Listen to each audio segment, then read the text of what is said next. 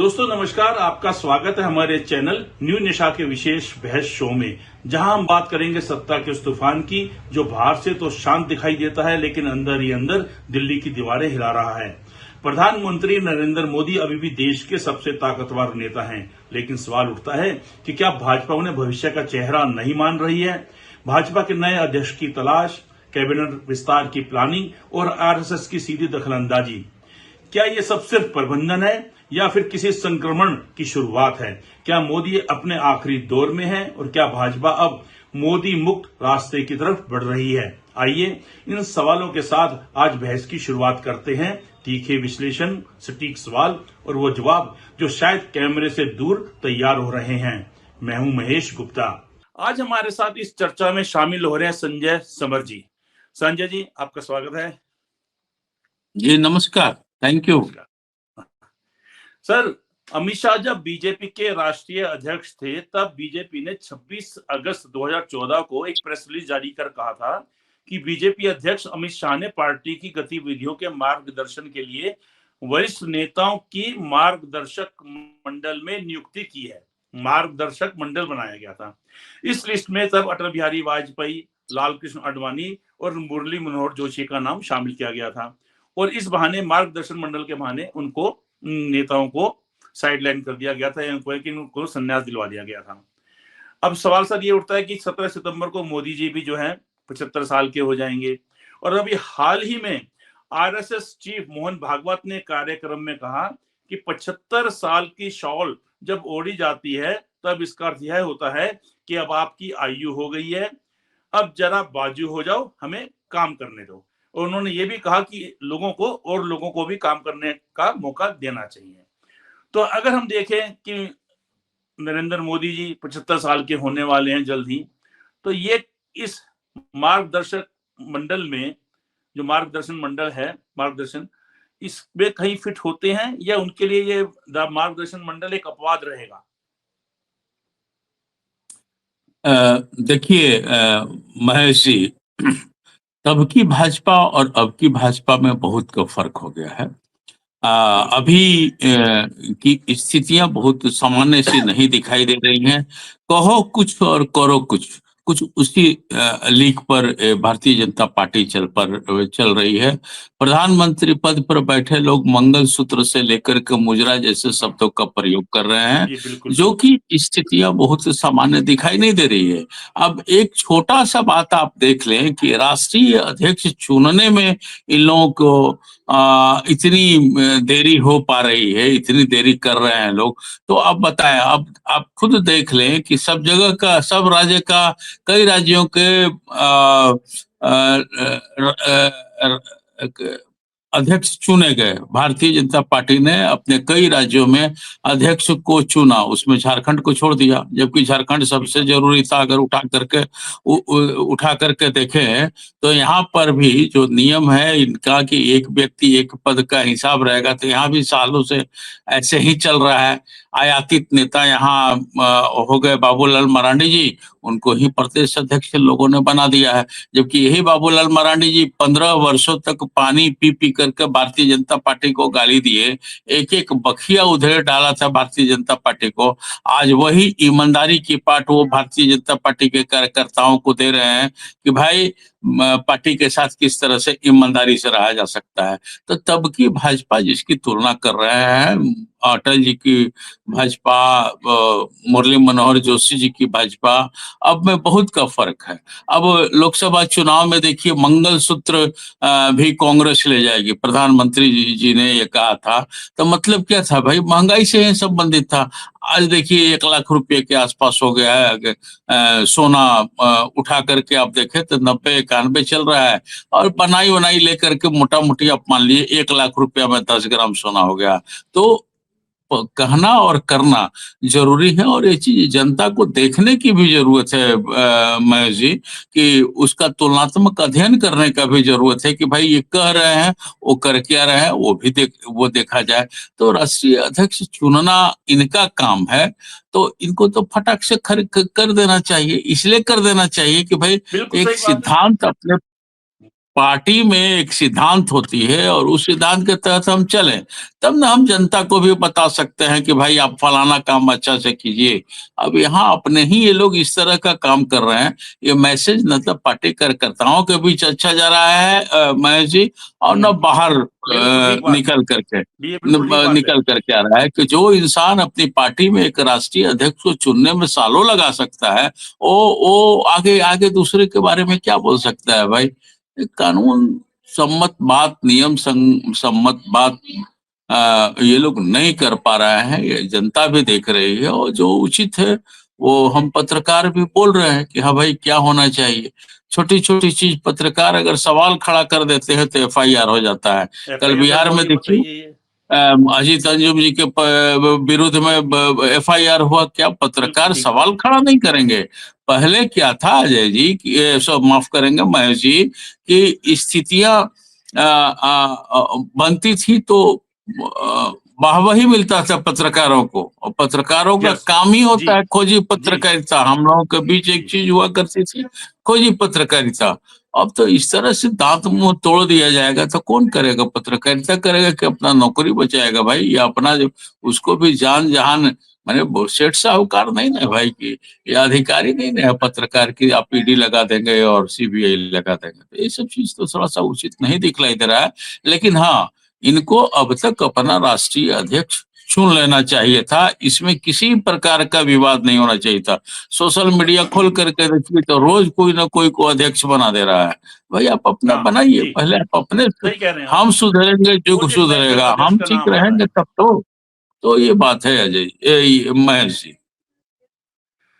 संजय जी, जो कि जैसा कि अभी आपने बोला कि 11 साल पहले जो भाजपा थी और जाके मार्गदर्शन मंडल बनाया गया, सब कुछ लोग नेताओं को उसमें नाम डाला गया और उसके बाद उनको रिटायर भी कर दिया गया है।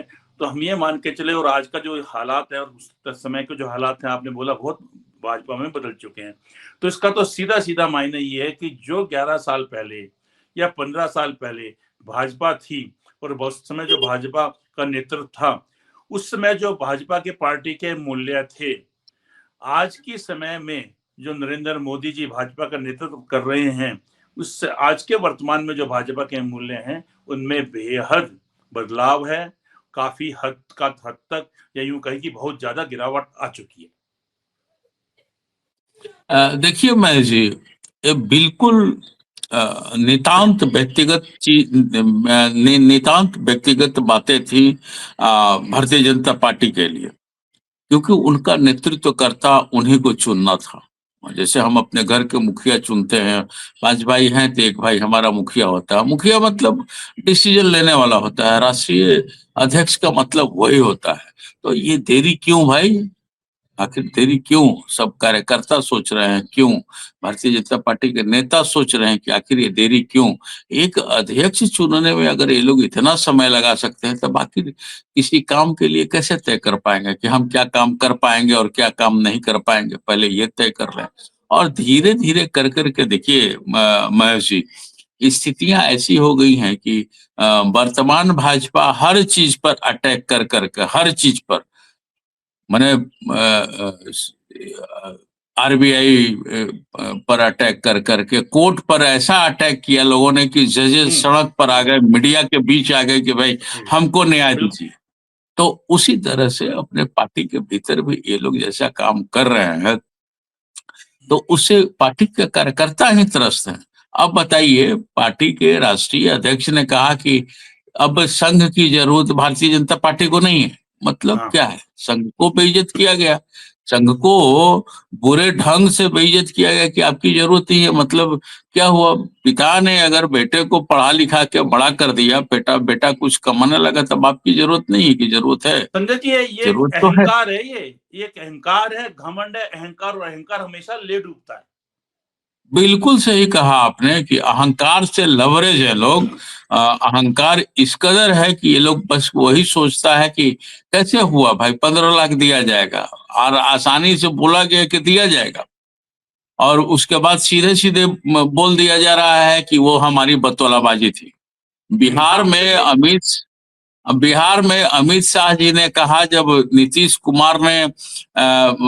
कुमार जी ने जब आरजेडी का दामन थामा, तो अमित शाह जी ने कहा कि हमेशा के लिए नीतीश जी के लिए और लल्लन बाबू के लिए भारतीय जनता पार्टी के दरवाजे बंद हो गए हैं। अब फिर तुरंत गलबहियां हो गया, दोस्ती होगी, सरकार बन गई। मतलब क्या है?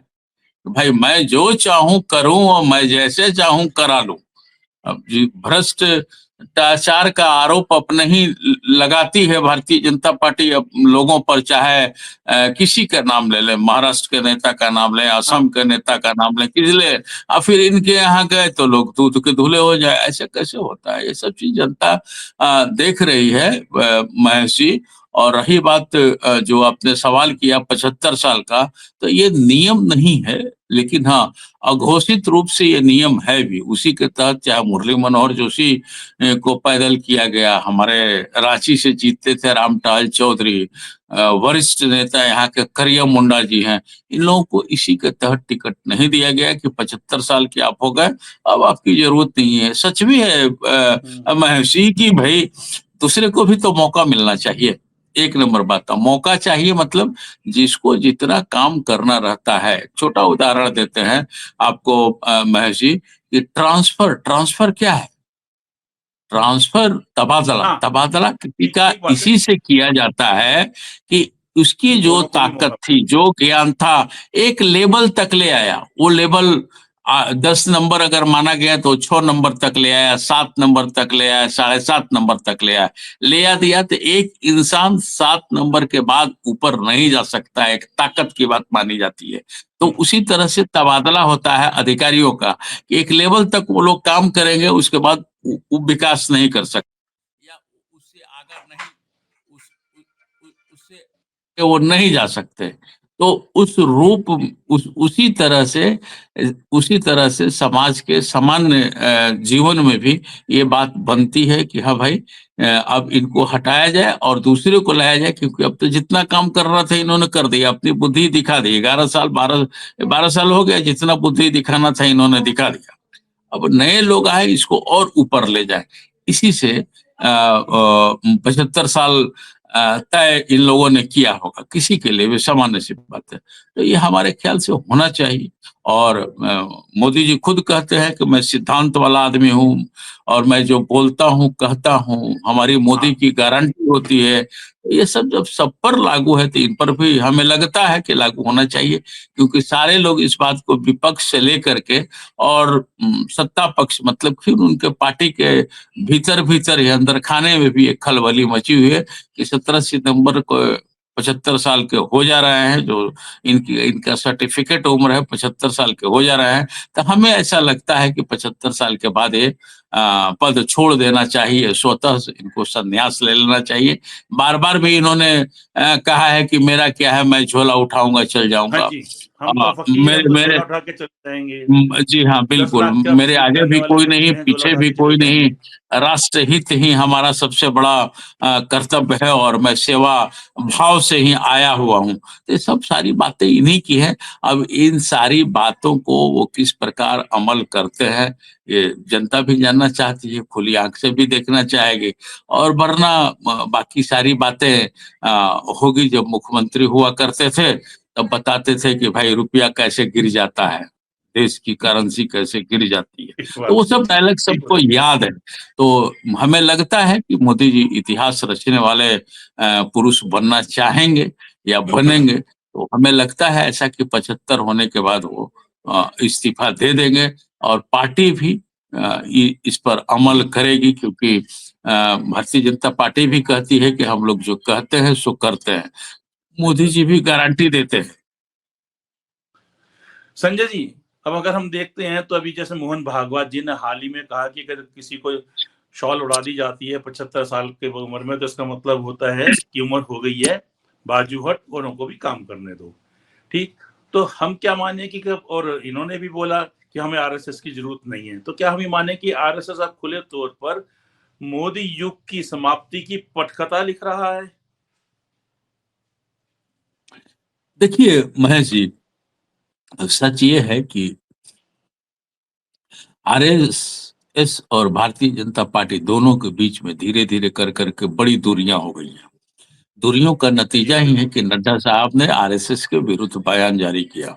ये बयान नड्डा साहब का नहीं बल्कि सिखाया हुआ बयान बताया जाता है, जो अंदर खाने से बात निकल करके आती है, आप सुनते हैं या हम सुनते हैं, या इनके लोगों के बीच से ही जो बात निकलती है कि सिखाए सुग्गे की तरह उन्होंने रट मार दिया कि हमें अब आरएसएस की जरूरत नहीं है। इतनी बड़ी बात बोलने के पीछे कारण तो यही रहा कि भाई अब ये लोग आत्मविश्वास से लवरेज हो गए और संघ की जरूरत इन्हें नहीं है।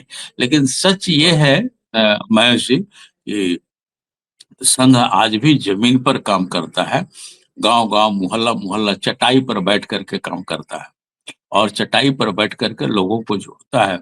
आज जो भी भारतीय जनता पार्टी दिखाई दे रही है यह है ड्यू टू संघ। इतना विरोध न तो आडवाणी जी ने किया था संघ का, ना वाजपेयी जी ने किया था, या जो लोग भी रहे ऐसा ऐसा विरोध नहीं किए, ना ही संघ के प्रति कोई सस्ते शब्दों का प्रयोग भी इन लोगों ने किया। लेकिन अब ये तो कर रहे हैं और हमें लगता है जो आपने 75 साल की बातें बार बार जो दोहरा रहे हैं कि अपने सिद्धांत को, अपने नियम को और अपनी बातों को, मर्दों की जुबान को कायम करने के लिए 75 साल पूरा होते ही हमें लगता है कि इन्हें इस्तीफा दे देना चाहिए, क्योंकि लोग भी मानते हैं। देखिए महेश जी, हमारी विदेश नीति फेल है, ये लोग चाहे जो कह लेवे, इसमें कोई दो जो राय सच है नहीं, कोई दो राय नहीं है। वो बात है।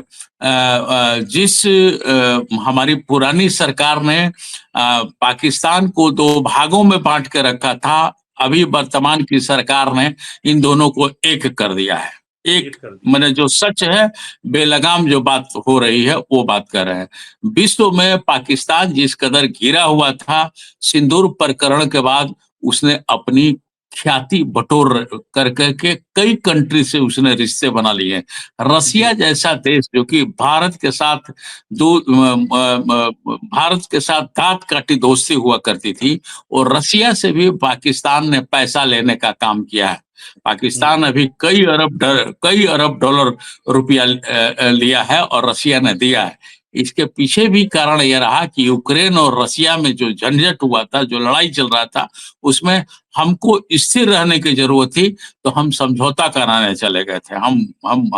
हम जो बात करने गए थे, तो हमारे साथ एक नन्हा नेपाल जो हमेशा हमारे साथ रहने वाला था, वो हमारे साथ नहीं है आज के दिन में महेश जी, और नेपाल भी हमारे साथ नहीं है।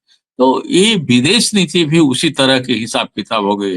अगर देश की बात करें तो कम से कम 11 साल 12 साल में 12-15 फैक्ट्रियां लगनी चाहिए थी। कितनी फैक्ट्रियां लगी हैं, कितने रोजगार क्रिएट हुए हैं, इस पर भी चर्चा होनी चाहिए। देखिए, कुछ बोलने से कहेगा लोग कि पत्रकारों को ये सब नहीं बोलना चाहिए, तो क्या बोलना चाहिए भाई पत्रकारों को? जो सवाल खड़ा करेगा उसके अगेंस्ट आप एफआईआर करेंगे। अगर अजीत अंजुम जी वहां काम कर रहे थे तो बताना चाहिए कि हाँ भाई ये गलत है, ये गलत है, ये गलत। उन्होंने तो सरकार की आंख खोली कि देखिए आपके जो कर्मचारी ये काम कर रहे हैं। 20 साल से ऊपर हो गया बिहार में शासन है, भारतीय जनता पार्टी जदयू, कैसे घुसपैठिए घुस गए, क्या आपकी जिम्मेवारी नहीं बन रही है? सर आप ये देखिएगा आज कि चुनाव आ गया तो आपके लिए ये सब चीज हो गया। संजय जी, जब ऑपरेशन ये सिंदूर चल रहा था, तो जो गोदी मीडिया है, मोदी भक्त एंकर है, उन्होंने तो यहाँ तक कह दिया था कि हमारी सेना ने पाकिस्तान के एक शहर पे कब्जा कर लिया है। और हमारी सेना के जो प्रमुख थे उन्होंने बोला कि हमारा जो है काफी समय तो इसी चीज पे खर्च हो जाता था, समय बीत जाता था कि एक तरफ युद्ध हो के उसको युद्ध ही माना है लोगों ने, हालांकि युद्ध नहीं था वो। लेकिन उन्होंने बोला कि जब ये सिंदूर ऑपरेशन चल रहा था तो हमारा काफी समय जो मीडिया में जिस प्रकार के बयान आ रहे थे, जिस प्रकार की खबरें हो रही थी, उसको कंट्रोल करने में, डैमेज करने में, सत्यता सामने लाने में खराब हो रहा था। बताइए, तो ऐसी मीडिया के ऐसे समय में जब खबर चलती है उस पर कुछ नहीं करती सरकार, और कोई पत्रकार फील्ड में जाकर अगर कुछ काम कर रहा है तो उस पर आप एफआईआर करते हैं। तो ये तो एक सीधी सीधी जो है आपातकाल है। तो देखिए महेश जी, गोदी मीडिया ये सब अलग का पार्ट है। मीडिया का काम होता है सवाल खड़ा करना, और सवाल खड़ा करेगा। और एफआईआर जो लोग समाज द्रोही काम करेंगे उनके विरुद्ध में एफआईआर होना चाहिए। अजीत अंजुम जी ने तो सरकार को आईना दिखाने का काम किया कि भाई आपके कर्मी, आपके कर्मचारी, सरकारी अधिकारी कर्मचारी ये काम गलत कर रहे हैं तो उस पर सुधार किया जाए, ये गलत काम है। यस, वरना इवन जो बहुत बीएलओ बड़े एक सीनियर बहुत ऑफिसर छोटा रहते हैं वो पोस्ट कहते हैं होता कि है। हमारे सामने हमारे बहुत सीनियर ऑफिसर हैं जो वाकई में काम की कदर करते हैं, काम को करना चाहते हैं। और मीडिया जो है, हम लोग तो जर्नलिस्ट रहे हैं, अधिकारियों से संबंध रहे हैं, दोस्ती रहे, खुद कहते हैं कि यार फील्ड में जाके काम करते हो, जो चीज आप निकाल लाते हो हमें पता नहीं चलती, क्योंकि हमारे जो जूनियर अधिकारी हैं वो हमें अंधेरे में रखते हैं। आप फील्ड में जाते हैं, आप सच्चाई पकड़ते हो तो उस बात की प्रशंसा करते हैं कि आप काम कर रहे हैं, सच्चाई हमारे सामने आती है ताकि हमें पता चल पाता है और हम उसमें सुधार कर पाते हैं। वो खुद कई बार इस बात को बोलते हैं। यहाँ पे हालात दूसरे हैं कि अगर आप कुछ दिखाना चाहते हैं, कहीं कुछ सिस्टम में गड़बड़ी है वो दिखाना चाहते हैं, तो आपके ऊपर एफआईआर हो जाएगी। चलिए हम इससे और आगे बढ़ते हैं। अभी सर एक सवाल ये भी था आपसे कि क्या बीजेपी का जो नेतृत्व का ये बदलाव 2029 की तैयारी है, या इसका मतलब ये है कि 2024 के नतीजों से पार्टी डरी हुई है कि जो 2024 में जो नतीजे सामने आए हैं चुनाव में, उसमें पार्टी भी डरी हुई है, पार्टी के नेता भी डरे हुए हैं और कार्यकर्ता भी थोड़ा सा हतोत्साहित हैं। तो आपका क्या मानना है कि जो क्या बीजेपी का जो ये लीडरशिप का जो बदलाव की जो तैयारी है ये 2029 की तैयारी है? देखिए महेश जी, तैयारियां हर राजनीतिक दल हमेशा के लिए हाँ, करते बात रहता है। है, ऐसा नहीं कहेंगे। लेकिन इतना तय है कि जो जो भारतीय जनता पार्टी के हालात 2014 के थे वो आज नहीं है। और आज जो उम्मीद की थी जनता की भाई भारतीय जनता पार्टी बातें कम काम ज्यादा करेगी, आज बातें ज्यादा हो गई हैं, काम कम हो गई है। इसको भी लोग चेक कर रहा है। और 2029 में अभी बहुत देर है महेश जी, लेकिन योजनाएं तो हर पार्टी बनाती है, तो वो पार्टी बना करके ये लोग करेगा, राष्ट्रीय अध्यक्ष बनाए, नेता चुने, ये सब काम इनका बनता है। और दूसरी बात हम बता दें कि बीच में नेतृत्व बदलना कोई नई बात नहीं है भारतीय जनता पार्टी के। अगर मोदी जी इस्तीफा दे देते हैं या बदल दिए जा रहे हैं तो ये कोई बड़ी बात नहीं है। आप उठा करके देख लेंगे तो झारखंड में सबसे पहले मुख्यमंत्री बने बाबूलाल मरांडी जी, उनको थोड़े दिन बाद हटा दिया गया, हटा के अर्जुन मुंडा को बना दिया गया। दिल्ली के मुख्यमंत्री बने साहिब सिंह वर्मा जी, वो माफ करेंगे मदन लाल खुराना जी, उनको हटा के साहिब सिंह वर्मा जी को किया गया। साहिब सिंह वर्मा को हटा करके तुरंत सुषमा स्वराज को किया गया। स्वराज की। उठा करके देख ले, उत्तर प्रदेश में भी राजनाथ सिंह को बनाया गया, उनको भी हटाया गया। तो ये लोग एक एक टेन्योर में लगातार मुख्यमंत्री बदलते रहे हैं, ऐसा नहीं कर सकते हैं कि ये है। और यहाँ तो टेक्निकल जो बात इन लोगों ने खुद कहा है कि भाई 75 साल हो जाने के बाद कितने लोगों को नाम हमने गिनवाए जिनका टिकट काटा गया था, ये तो 75 साल के होंगे तो स्वतः रिटायर हो जाना चाहिए। और हमें लगता है, मैं बार बार दोबारा भी कहूंगा कि जैसा बोलते हैं मोदी जी उस हिसाब से कुछ लगता है, सिद्धांत है, तो वो स्वतः हमें लगता है कि सितंबर में वो छोड़ देंगे। शायद 17 सितंबर का उनका पूरा हो जा रहा है, तो अब देखना है। अब लेकिन एक तकनीकी ये लोग भी ये बात भी कहेंगे, नहीं नहीं पार्टी के सब कार्यकर्ता ये वो चाह रहे हैं कि एक टेन्योर ये और खेले, मतलब 75 पार करके भी खेले। तो हमें लगता है कि क्या करेगा लोग ये बताएं, क्योंकि अभी तक की जितनी बातें होती हैं, चाहे भ्रष्ट नेताओं की बात हो, भ्रष्टाचार की बात हो, तो वो लोग पर तो ये उंगली जरूर उठाते हैं लोग, और फिर भीतर आ जाने के बाद उसकी सफाई भी देते हैं लोग। तो अब देखिए क्या करता है लोग, ये समय बताएगा अजय जी। लेकिन तैयारी तो सब हर पार्टी हर दिन की तैयारी करती है अपना आगे सोच करके ही। लेकिन इतना जरूर है कि 2014 वाली स्थिति 2029 में भारतीय जनता पार्टी के लिए नहीं रहने जा रही है, जो दिखाई दे रहा है, चाहे बाहर की बात करें या भीतर की बात करें। महेश जी। संजय जी, ये बताइएगा कि जिस प्रकार से, या हम यूं बोले कि भाजपा में जो नेता हैं या भाजपा के वरिष्ठ कार्यकर्ता हैं, उनका ये मानना होता है कि गुजरात के दो नेता, या यूं बोले कि मोदी जी और अमित शाह जी, जब जब चाहें वो 2 दिन में या 1 दिन में भी जो पार्टी का राष्ट्रीय अध्यक्ष की में बदलाव कर सकते हैं, उसकी नई नियुक्ति कर सकते हैं। तो इसलिए उनके लिए कोई बड़ा काम नहीं है। कहने का मतलब ये है कि वो ये मान के चलते हैं कुछ लोग कि संघ का इसमें कोई जोर जबरदस्ती या कोई दबाव या कोई सोच नहीं है। जो कुछ हो रहा है वो गुजरात लॉबी जो है, गुजरात के हमारे जो 2 नेता हैं, वो उनकी मर्जी की वजह से हो रहा है। जब भी चाहें वो नया अध्यक्ष ला सकते हैं। लेकिन जिस प्रकार से समय बीतता जा रहा है, नया अध्यक्ष ये नहीं ला पा रहे हैं, तो क्या हम ये मान के चलें कि यह बीजेपी जो है मोदी मुक्त लेकिन संयुक्त दिशा में जा रही है? और इस नए दौर में अगला चेहरा कौन हो सकता है? शिवराज, गडकरी या कोई महिला नेता? देखिए महेश जी, राष्ट्रीय अध्यक्ष की बात कहें तो किसी का नाम चिन्हित करना थोड़ा सा टफ है, लेकिन हमें जो दिखलाई दे रहा है कि आजकल आदिवासी के प्रति इन लोगों का काफी झुकाव है, या कोई भी राजनीतिक दल आप देखें तो आदिवासियों के प्रति काफी झुकाव है। तो उसमें हमें ऐसा लगता है कि झारखंड से 3-3 बार मुख्यमंत्री रहे अर्जुन मुंडा प्रबल दावेदार दिख रहे हैं कि अगर बने तो, क्योंकि ये लोग तो आदिवासी बोल करके द्रौपदी मुर्मू जी को बैठा दिया लोग महामहिम के पद पर। तो वो पद ऐसा पद है महेश जी, जो सबके लिए है, चाहे वो कांग्रेस है, चाहे समर्थक है, चाहे भाजपा समर्थक है, चाहे झामुमो समर्थक है, वो सबके लिए वही एक पद ऐसा है जो अपने देश के बच्चा बच्चा से प्यार करने वाला पद है। तो उससे कोई खास ठोस लाभ भारतीय जनता पार्टी को मिलता नहीं दिख रहा है। अगर ये लोग राष्ट्रीय अध्यक्ष पद पर, ये सुझाव भी है, किसी आदिवासी को बैठाते हैं लोग तो शायद भारतीय जनता पार्टी को मुनाफा मिल सके। 15-17 करोड़ के आसपास देश में आदिवासी हैं और कई प्रदेश में ऐसे सीट हैं। मैं बता दूं, एक डेटा भी आपको पहले भी दिया था, मैं दे दूं कि नॉर्थ ईस्ट का 7 स्टेट आदिवासी स्टेट माना जाता है, चाहे आसाम हो, मणिपुर, मिजोरम, नागालैंड, त्रिपुरा, अरुणाचल, ये और सिक्किम, 8 स्टेट उधर हो जाते हैं। आ जाइए आप पश्चिम बंगाल, इसमें भी 35 से 40 विधानसभा सीट प्रभावित करता है आदिवासी सीट। बिहार का 10 सीट, झारखंड का 28 सीट, छत्तीसगढ़ चले जाइए तो वहां आदिवासियों की संख्या 35% है महेश जी। मध्य प्रदेश चले जाइए वहां भी ट्राइबल बहुत है, राजस्थान चले जाइए वहां भी ट्राइबल है। इवन गुजरात के भी 20 विधानसभा सीटों पर आदिवासी प्रभावित हैं।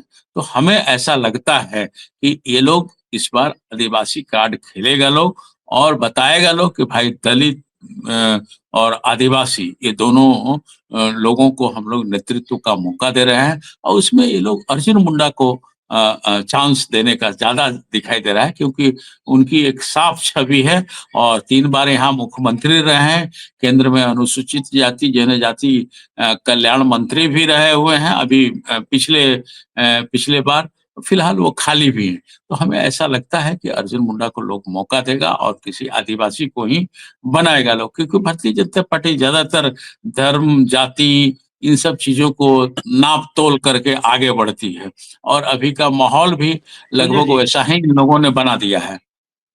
संजय जी, महेश जी, आज की चर्चा में कंक्लूजन अगर पे हम जाएं तो 2 सवाल मेरे हैं, जो आपका आंसर होगा उस पे, वो हमारा बिल्कुल कंक्लूजन होगा, हमारी चर्चा का निचोड़ होगा। एक सवाल तो ये है कि क्या जिस प्रकार से भाजपा के अध्यक्ष पद के या भाजपा अध्यक्ष के नेतृत्व या भाजपा का जो राष्ट्रीय अध्यक्ष चुना जाना है, नियुक्त किया जाना है, उसमें लगातार देरी हो रही है, उससे पार्टी को नुकसान हो रहा है, क्योंकि उससे जो पार्टी कार्यकर्ताओं के मनोबल में गिरावट आ रही है। इसका आप अलग जवाब दीजिएगा।